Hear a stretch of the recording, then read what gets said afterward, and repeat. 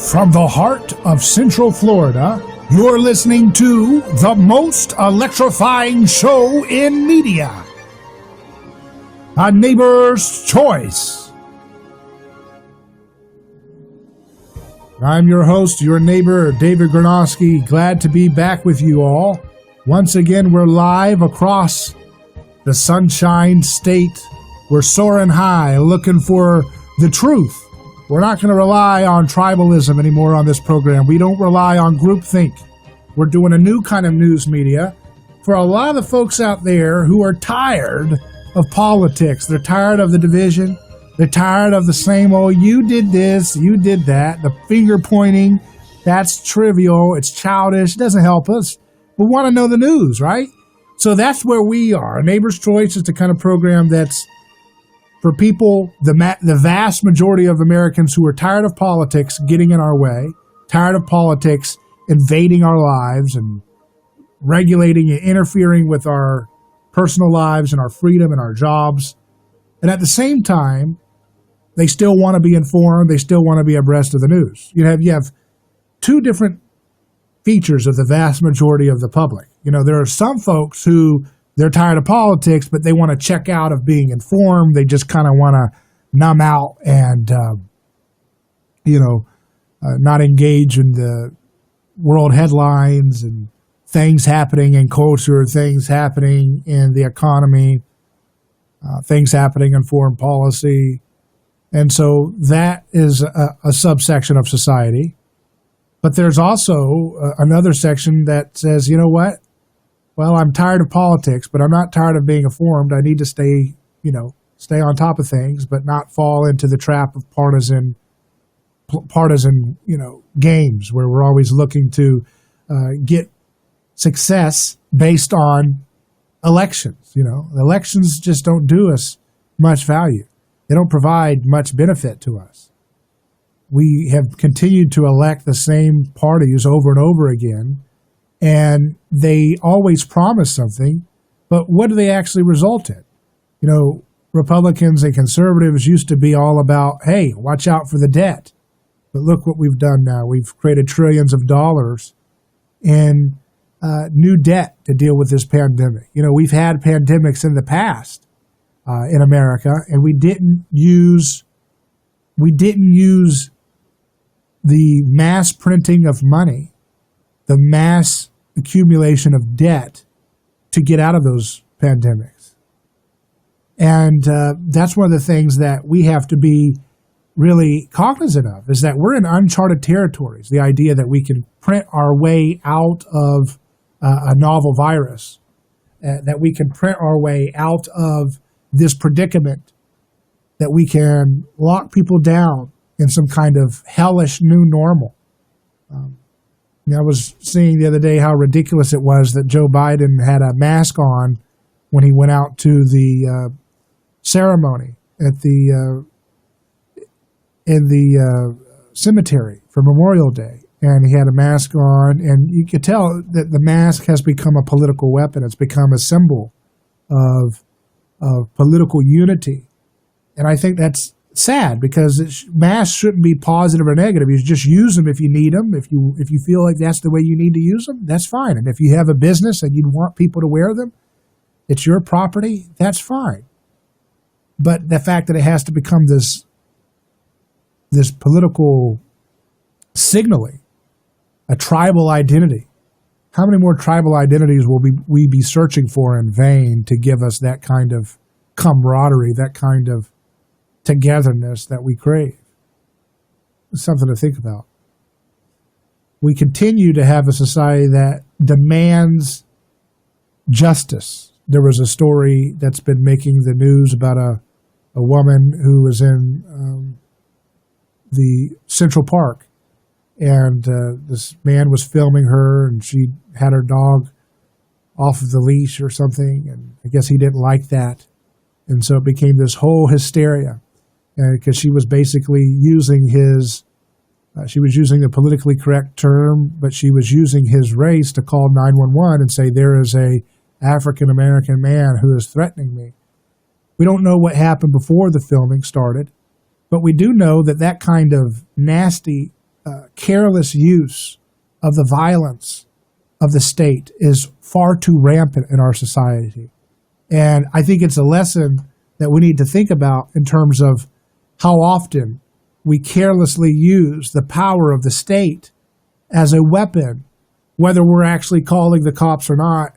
When we create laws, when we vote for laws, we have to have a law for raw milk. We have to have a law for wages. We have to have a law for this or that. We can't solve these things through voluntary associations and organizations and third-party arbiters. We can't solve things in a civilized manner. We have to have laws for everything, and laws that criminalize every kind of nonviolent choice or action you can make. And we vote for these laws, we give them our consent, and we vote for politicians that keep those laws on the books if they don't work to get rid of them. And we have all these laws against nonviolent, victimless choices, and we are carelessly sending our neighbors into harm's way every time we keep these laws on the books, and we don't think that we're responsible. In fact, that's the whole name of the game of politics, is to quarantine responsibility and guilt for bad laws or bad incidences with police action, to quarantine that guilt onto somebody else. It's the rich's fault. It's this race's fault. It's that gender's fault. It's these people's fault. It's those people's fault. That's the whole game of politics. How about we're all in the hot seat if we're voting and consenting to bad laws? How about we all have to just say no to the idea of using the coercion of government to police every nonviolent problem of the heart that a human being has? That's a novel concept, but it's a concept we all agree in our hearts. We just don't have the courage to live it out because for whatever reason, we think that's not an option that's reasonable. Well, the only thing that's not reasonable is the way we're doing. It's the status quo.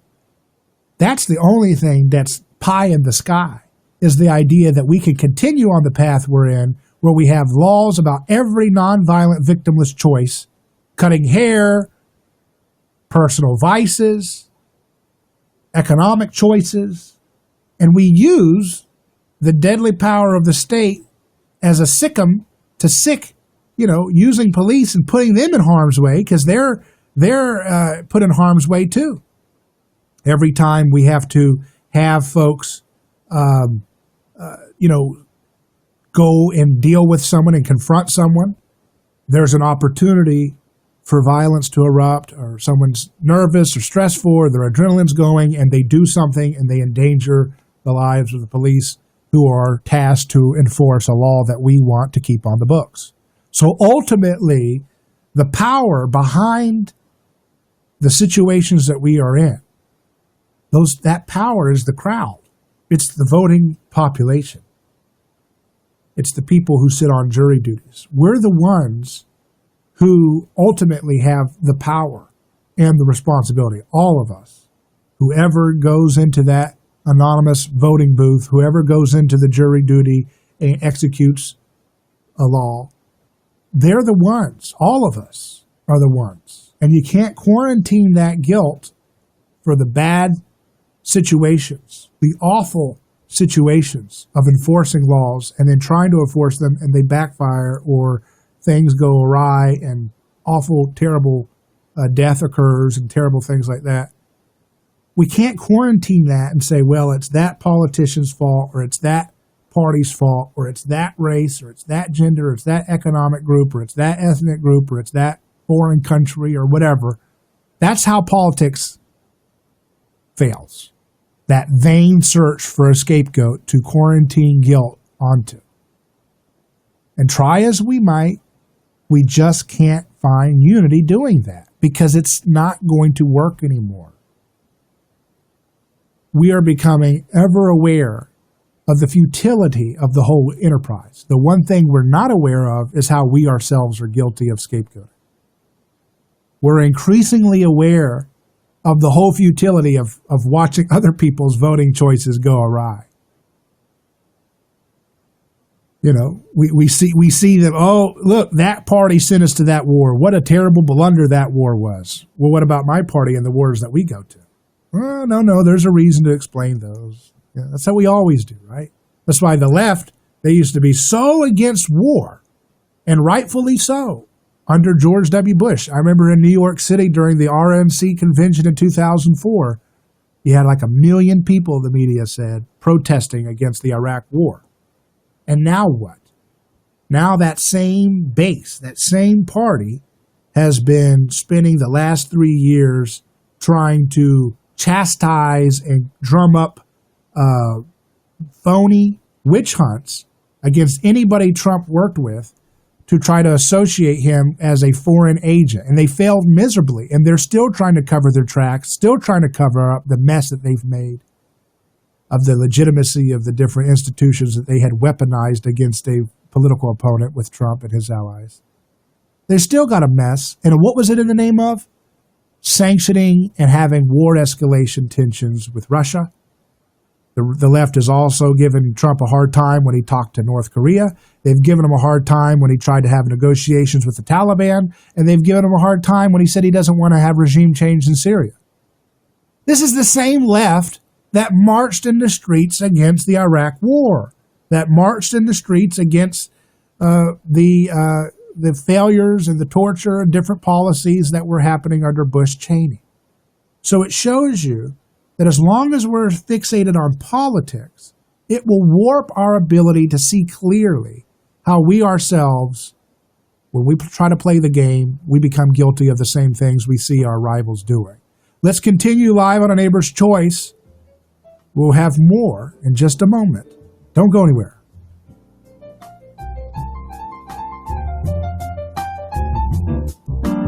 A lawsuit is a devastating process for families. It can be an emotional roller coaster ride. There is a law firm in Tampa Bay that practices with this in mind. That law firm is Catania & Catania. We know and handle personal injury law for families with care. If it's an auto accident, medical malpractice, nursing home negligence, unsafe working conditions, or motorcycle accidents, the law firm of Catania & Catania will take care of the process worry-free from start to finish. Many victims don't even realize they can claim compensation for their loss until they talk to us. Catania & Catania only represent private individuals. We treat every case as if it's going to trial. Putting families first is more than just a slogan. It's our way of practicing law. It's our commitment to you. Remember, we don't get paid if you don't get paid. So go to CataniaCatania.com, award-winning, over 28 years, and family first. Catania & Catania, personal injury, auto accident, and motorcycle accident attorneys. Attorney spokeswoman. United we stand. That's never been more important than it is today. Now you can show your commitment to our president and the nation with the limited edition Trump 2020 American Eagle Silver Dollars. Show your support with the limited edition American Silver Eagles, specially priced from government.com. Just call 1-800-571-6468. Hold the weight of democracy in your hand with new, perfect, uncirculated condition Silver Eagle coins. These historic coins, signed into law by Reagan, have been America's money since 1986. To secure your new limited edition Trump 2020 American Eagle Silver Dollar coins, call 1-800-571-6468. Call now and we'll give you a free Trump 2020 Patriots Pack, including a Declaration of Independence commemorative and 5 Lincoln cents when you order. Call now to secure your silver dollar coins, plus get your free Trump 2020 Patriots Pack, valued at over $10, free with every order. 1-800-571-6468. That's 1-800-571-6468. Mom always told us to eat our fruits and veggies. Well, there's no better way to keep Mom happy than to take Fortify Organic Blue-Green Superfood. Studies indicate people who consume the most fruits and veggies each day are the healthiest with the best improved immune system. This product was created and designed by board-certified Dr. Michael Lang. You know him from the program Ask the Doctor. During this viral pandemic crisis, Dr. Lang recommends eating 10 servings of organic fruits and veggies a day, but this may not be realistic. This product produced by Dr. Lang has developed one of the first all-organic, gluten-free, and FODMAP-free superfood. It's called Fortify Organic Blue-Green Superfood. It's simple to take. Drink 1 serving a day to get 12 different superfoods. It's compatible for people with IBS since it's FODMAP-free. Perfect for anyone who needs a fruit and vegetable boost. Right now, Fortify is offering 25% off this superfood product. Go to Fortify.com. That's Fortify.com. Use promo code RADIO and receive the 25% discount. Eat healthy, be healthy. Fortify.com. Keeping America fit and healthy during this time of precautionary change.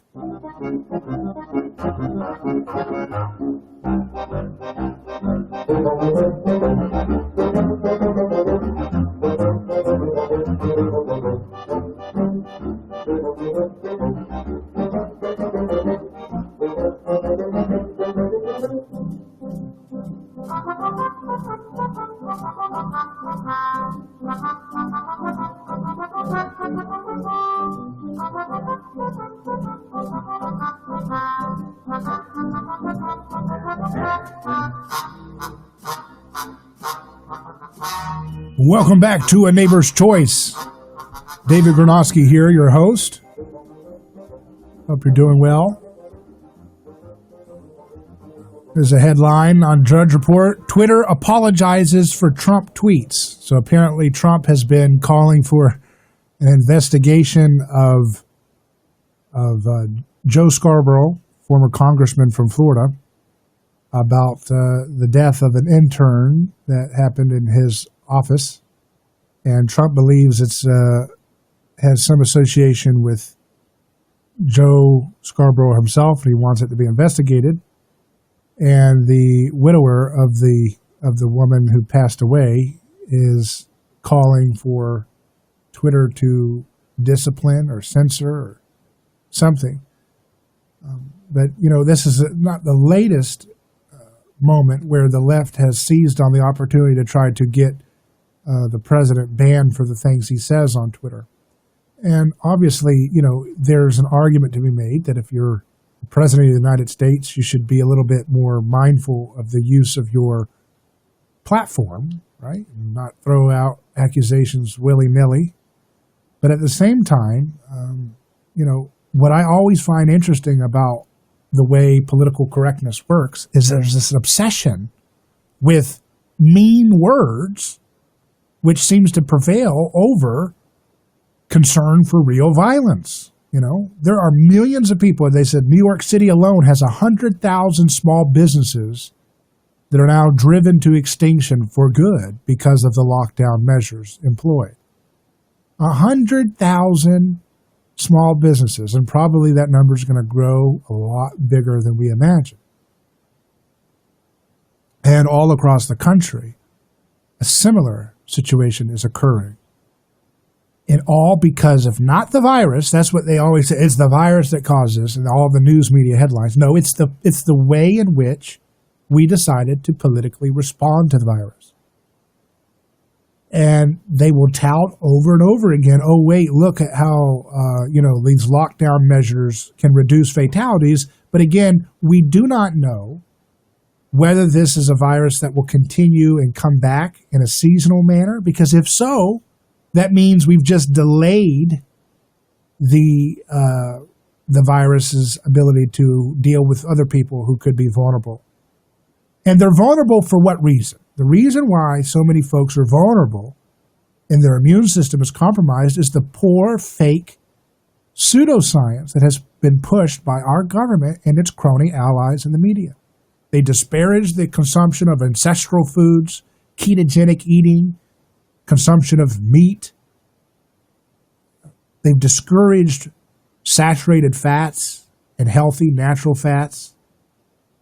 And they have subsidized, to our nasty health detriment, grains, big sugar, big wheat, lots and lots of carbohydrates. And there's a big incentive for those in power politically to maintain that relationship with big food companies, and therefore to not ever correct and tell the truth and say, hey guys, you know, maybe a lot of the people who have insulin resistance, who are becoming threatened in their lives by coronavirus, maybe, and that includes young people. They've said young people have had serious bouts, but sometimes even healthy looking, fit young people can have the beginnings of insulin resistance or inflammation that they don't express with physical signs of obesity or something like that.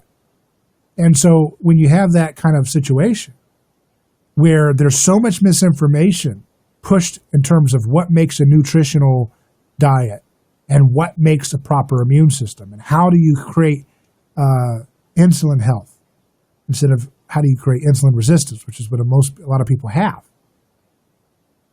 When there's all that misinformation, it becomes a very difficult maelstrom to walk into that storm and say, hey, here's what's going on, which is causing people to have a fatal case of this virus. So the government creates the problem.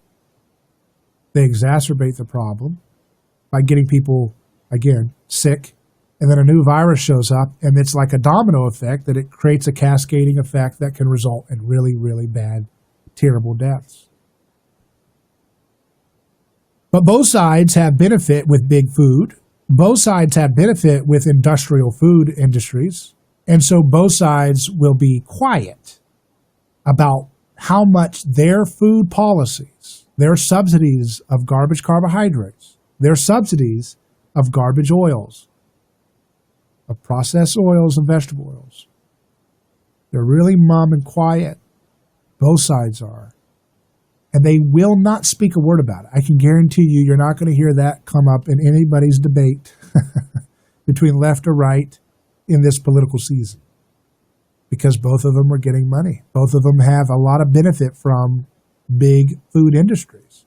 And they don't want to rock the boat. They don't want to hear a phone call saying, what in the world are you doing? We paid you to give a result. You're supposed to protect our cartel or our oligarchy or whatever you want to call it. And you're over here telling people that if they keep eating our products, that might be what's causing the sick state that people are in when they have a fatal case of coronavirus or whatever. They can't handle that kind of pressure from special interests, and so therefore they don't talk about it. So again, there's an example of our obsession with politics distracting us from real solutions. And also, our political correct culture being obsessed with words which have power and nasty tweets, which are a real deal. But having that so big as a priority, and yet sanctions and bombs overseas, that's just vanilla. That's how politically correct media and Twitter mobs work. The same Twitter mobs that are mad that Trump tweets nasty stuff are the same Twitter mobs that were attacking Trump when he wanted to meet with the Taliban to end that awful, ghastly Afghanistan war. The same Twitter mob that are mad at this woman in Central Park for doing a racial attack and trying to call 911 on a black man are the same people who voted for Hillary Clinton and Joe Biden, who locked up millions and millions of people of all color and bombed millions and millions of people of color overseas. So you see how there's this obsession with virtue signaling over smaller, isolated stories that capture people's emotions, but no concern from these folks about dismantling the bad laws, the bad wars, the bad bailouts, the bad regulations, which cost me millions of people's lives and destroy families of all races. So let's get real. Actions speak louder than words. Let's drop the obsession with the words and get to real thoughts, which is no victim, no crime. Don't use violence against nonviolent neighbors. That's where we start. Start with that principle and build from there. Special report, coronavirus update. New York's epicenter for coronavirus cases, New Rochelle, started to see the doors on businesses reopen today. The number of confirmed cases is rising in 17 states, but the White House says the time remains right for reopening. Air travel under the impact of the virus has been down by as much as 90%. Correspondent Pete Montine says more people are getting back up in the air, though. The Transportation Security Administration says it screened 1.5 million people between Thursday and Monday. The highest traffic, it says, was on Friday. The TSA screening almost 350,000 passengers at America's airports. Even still, that is only about 12% of the norm, but it is a welcome sign for the airline industry struggling in this pandemic. A big international airline, South America's LATAM, says it's filing for bankruptcy protection in the U.S. I'm Jan Johnson. Right now, home sweet home has never been sweeter. Our homes are more important than ever, and finding people we trust to take care of them is just as important. For over 20 years, Home Advisor has been connecting homeowners with trusted local plumbers, electricians, roofers, and more. And now we're making it easier than ever for great pros to join the Home Advisor network. For a limited time, home service businesses can get $200 in free advertising. Visit homeadvisor.com/start200 for details. That's homeadvisor.com/start200. As concerns about the coronavirus persist, AP's ground game inside the outbreak has you covered. What are steps being taken there to reopen society? Join Ralph Russo and the AP's global team of journalists as they keep you up to date with the latest news on COVID-19. The whole rollout will be tied to a map of red and green zones based on how much the virus has spread in your region. Listen and subscribe to Ground Game, free on Apple Podcasts or wherever you enjoy audio.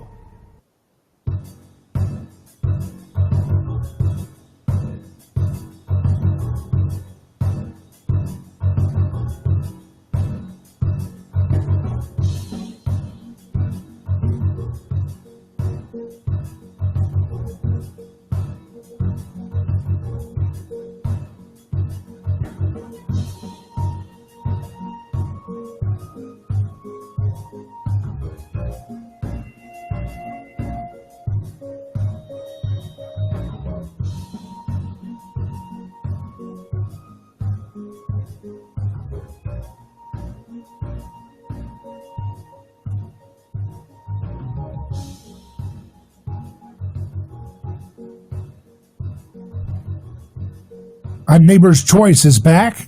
We're live. You can call in at 727-587-1040. That's 727-587-1040. Talking about how politics distracts us from solving problems that we can solve together, neighbor to neighbor, in our own communities, through the market, through our churches, through our nonprofit organizations, through our foundations, through solving things creatively together. We don't have to wait for, for popularity contests to sort out our problems. Okay, that's not the best effective way to rely on each other. We can rely on each other a lot better when we work together without that screen of politics creating this political division, this tribalism that drives us to perpetual fighting and skirmishing. And the other thing that politics does that I have no time for is this obsession with words. That politically correct words are more important than protecting real flesh and blood human beings.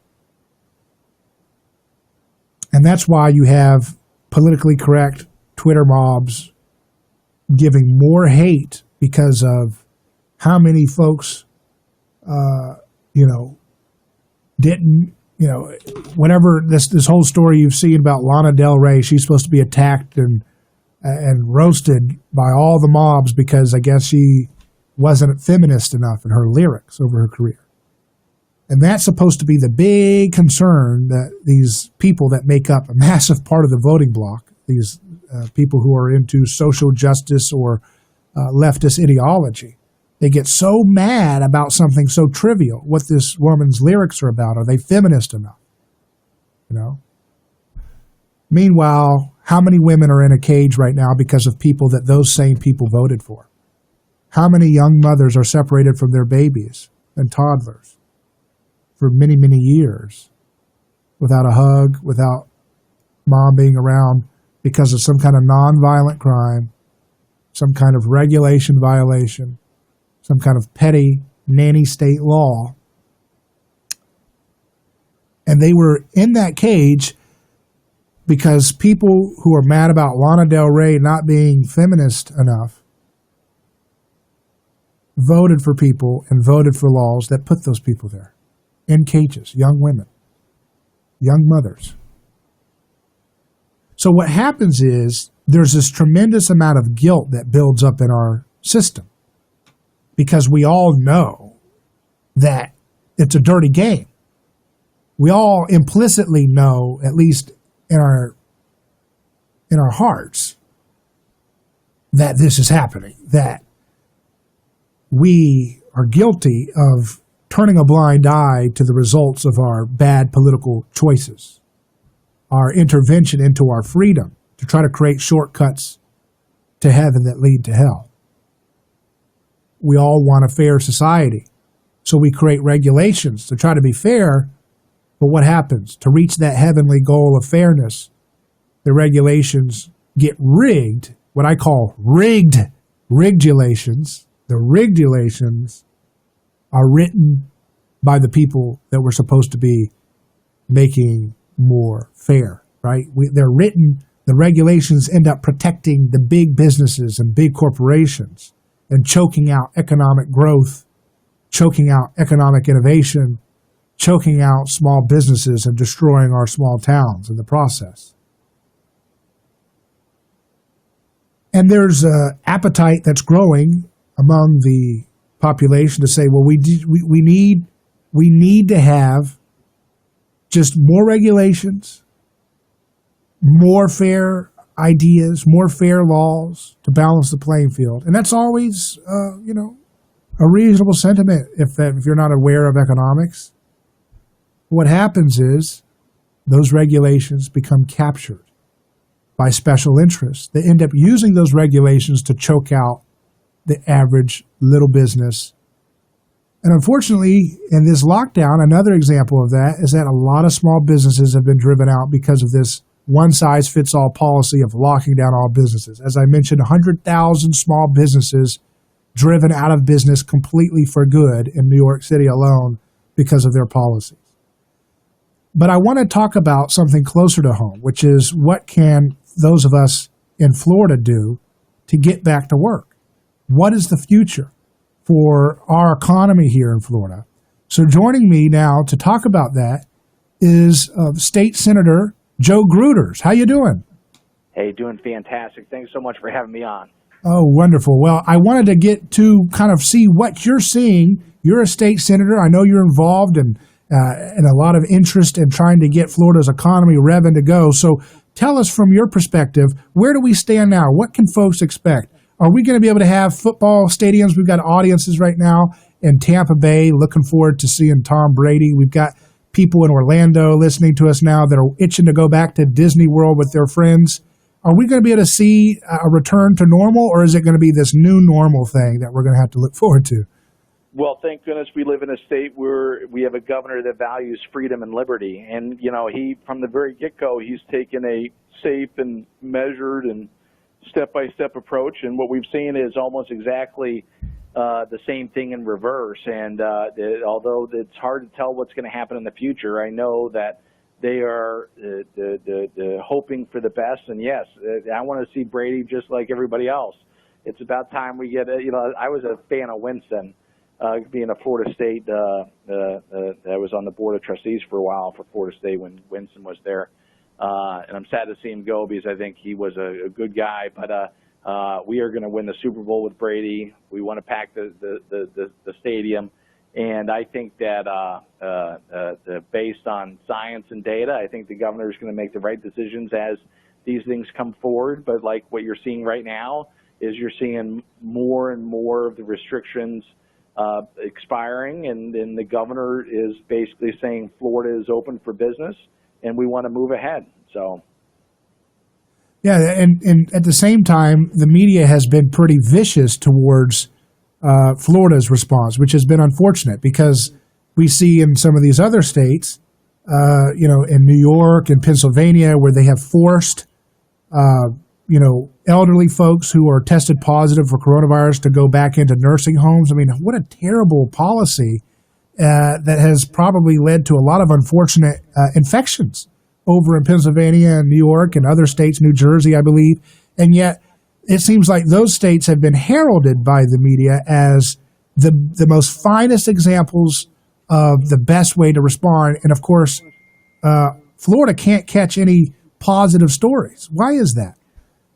Well, listen, there's no doubt that Florida is the big prize come November, and I think that I worked with Vern Buchanan for a long time, who's a member of Congress who represents Hillsborough County all the way down through Sarasota, and he always used to tell me that, we're up against not only our Democrat opponents, but we're up against some of the members of the media who are obviously biased.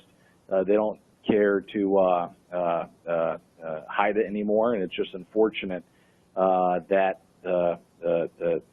they are doing what they're doing on a continual basis. I mean, the headwinds that we face as Republicans, not only in D.C. with the president on a consistent basis, but also now with Governor DeSantis, and obviously they're trying to.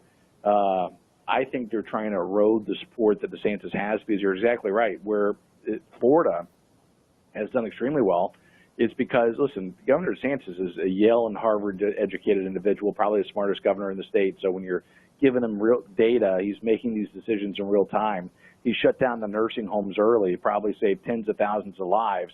Exactly opposite from what these liberal governors are doing up in the Northeast, where they literally sent these sick patients right into nursing homes, causing the massive amounts of infections and what ultimately led to a lot of unnecessary deaths.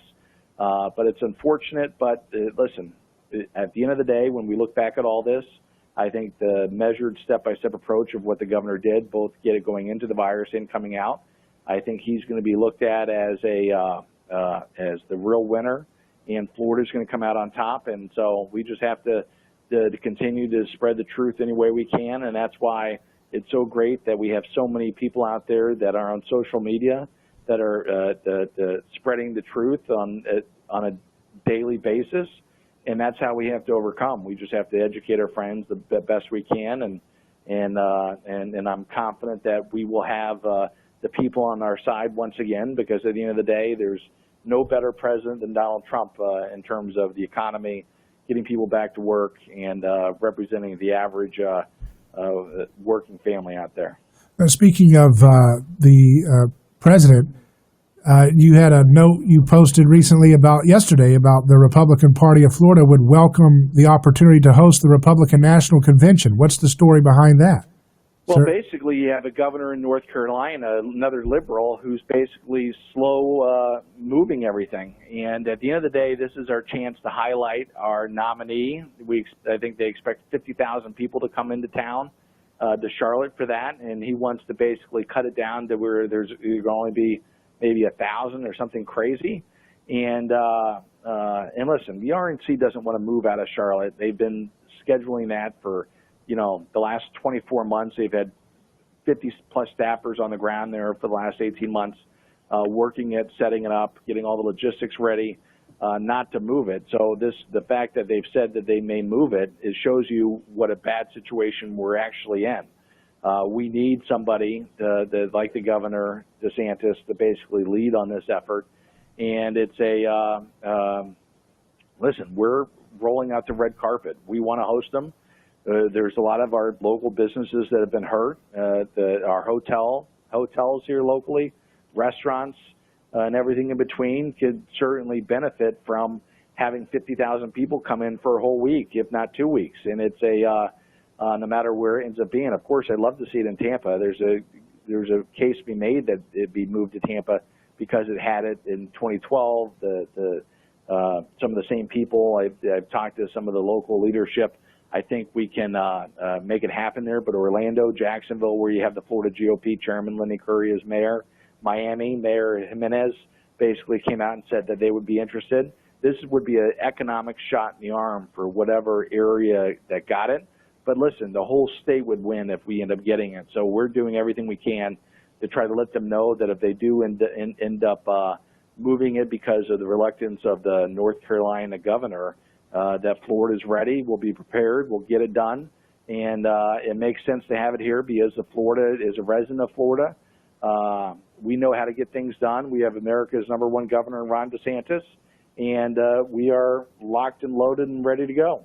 We're speaking with State Senator Joe Gruters, and you're also a CPA. You have your gruterscpa.com website. As a business owner, what do you think about the future prospects of, getting us back going again so we can get back to work and not have to be fearful of having another lockdown? The thing that concerns me is because of the politically dependent society that we've become, where we're not looking to markets for solutions, but we're looking for government to always solve things. I'm concerned about if this virus comes back again in the fall or winter and there's 50 people have an outbreak somewhere, they're going to try to shut down the whole state again. And we just can't live in a free society like that. No, and here's the deal. The whole reason why we did the shutdown was to limit, so we make sure we didn't exceed capacity at the hospitals and make sure that everybody needed a ventilator would have one. You know, this virus is still out there. We're still going to get it. That's why using the mask, following the social guidelines that are set forward, doing everything you can to avoid the potentially getting the virus. People should be smart and stay 6 feet away and avoid, if you're sick, don't go out there. But yes, there are going to be some flare-ups, and we just have to manage expectations from the get-go. And yes, we're going to have to continue on and live our lives and try to, again, make sure that we never exceed capacity. That was the original goal. That's still the goal now.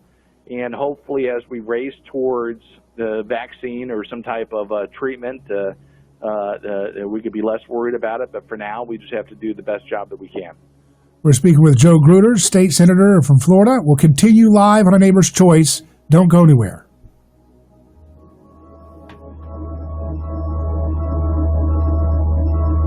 A lawsuit is a devastating process for families. It can be an emotional roller coaster ride.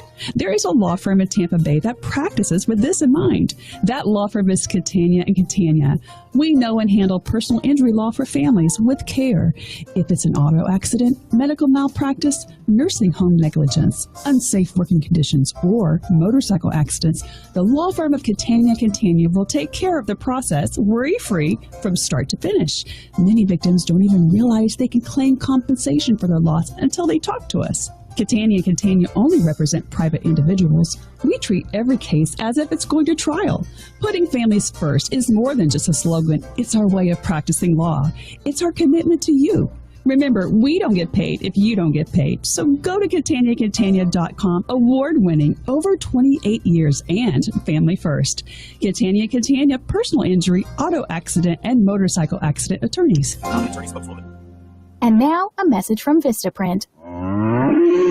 This is a cow. The cow that made the milk that was made into the cheese that made Tober Dairy Farm into the talk of the craft fair. But cheese only lasts so long. The impression a small business like Tober Dairy Farm makes can last much longer, with the right business card to back it up. And now Vistaprint is introducing free shipping on all business cards in any quantity. That's right, free shipping on any card, any style, any quantity. Plug your information and logo into hundreds of fresh designs tailored to your type of company, or upload your own original layout. Pick from paper stocks like matte, glossy, or uncoated. You can even upgrade to a unique touch like rounded corners. The choice is yours. The time is now.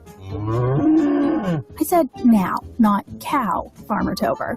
For a limited time only, get free shipping on all business cards in any quantity at Vistaprint.com with promo code 2828. That's promo code 2828 at Vistaprint.com. Vistaprint. Own the now.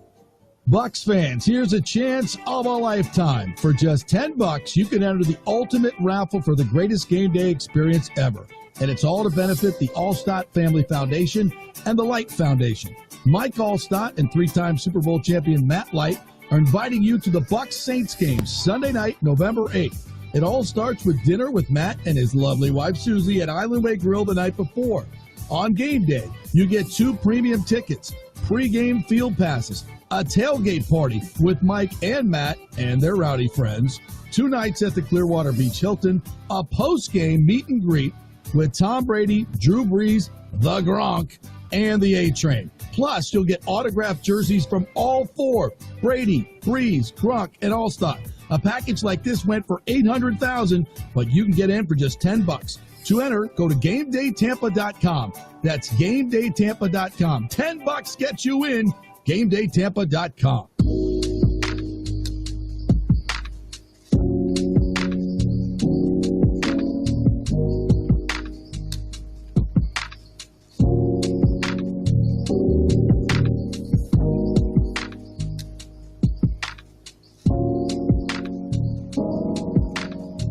Welcome back to A Neighbor's Choice. I'm David Gornoski.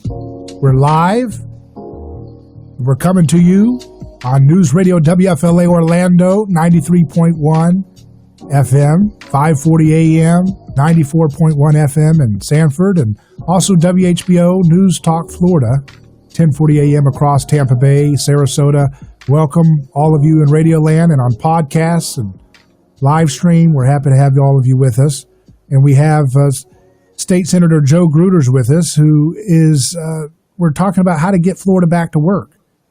You talked about a few days ago that Governor DeSantis is going to lift all restrictions on youth activities and camps effective immediately. So talk about this and what this means for our summer here.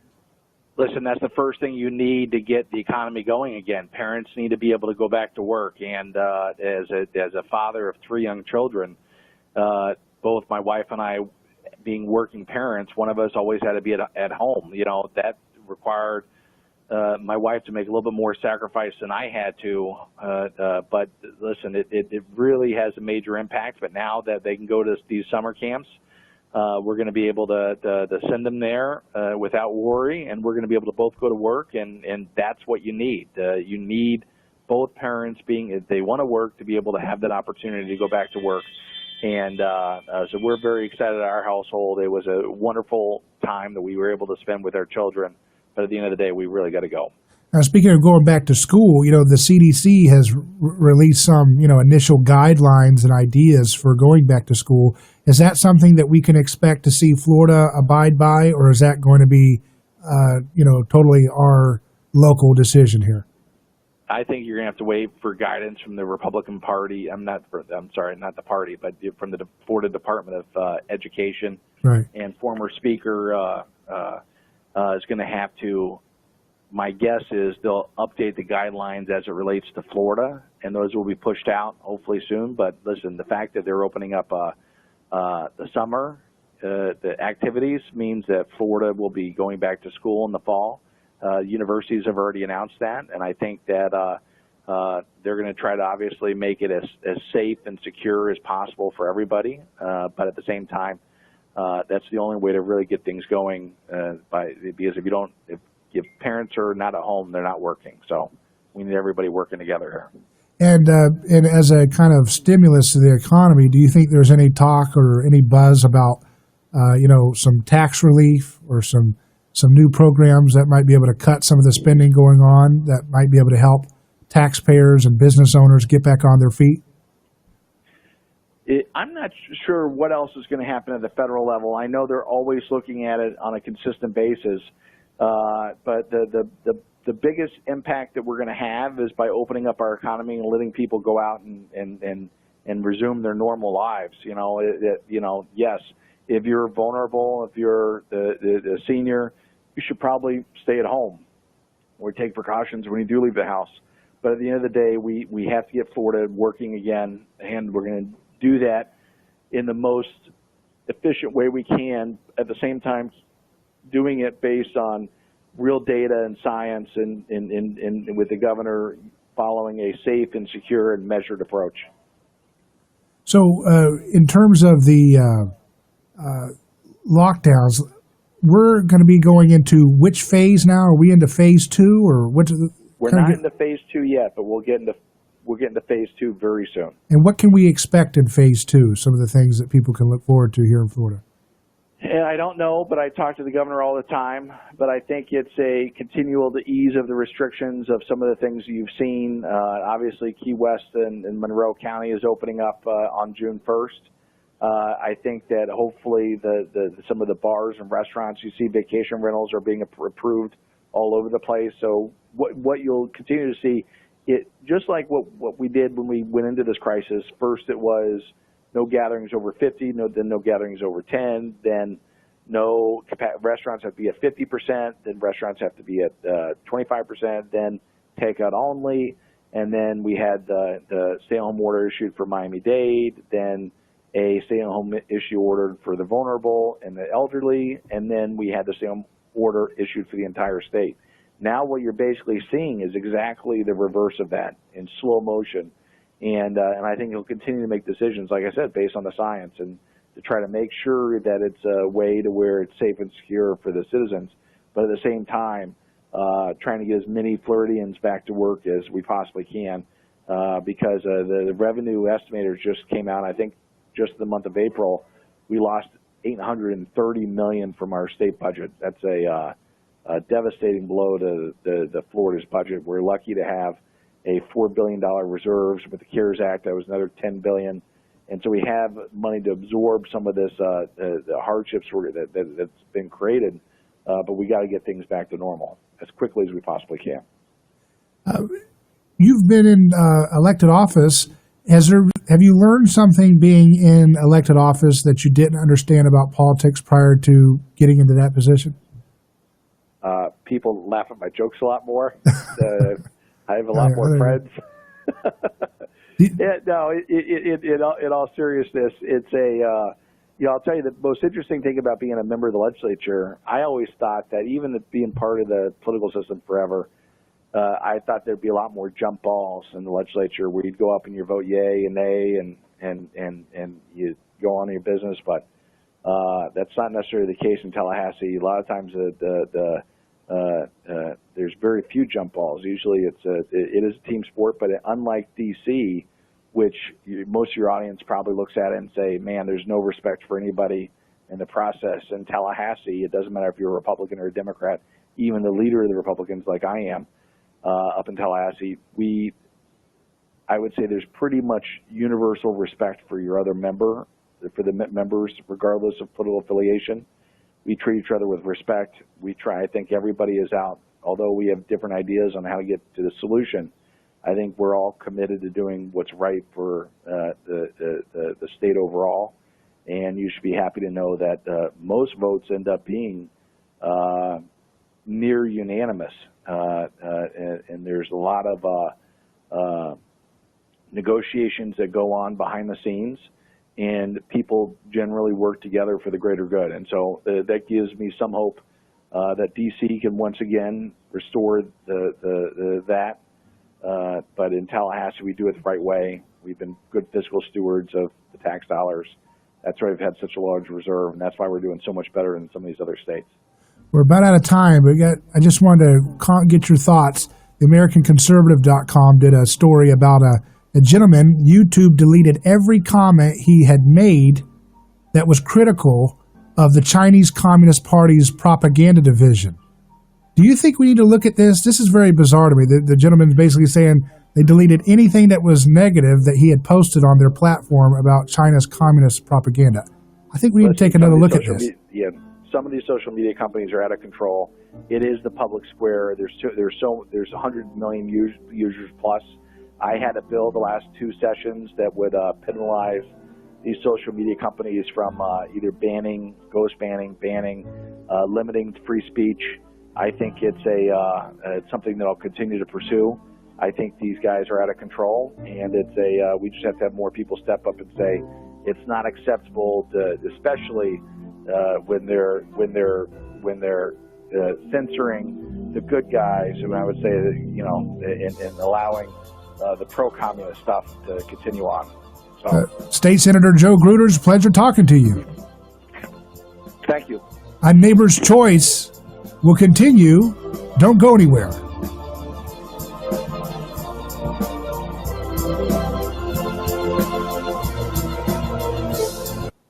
Your home for news, talk, and information 1040.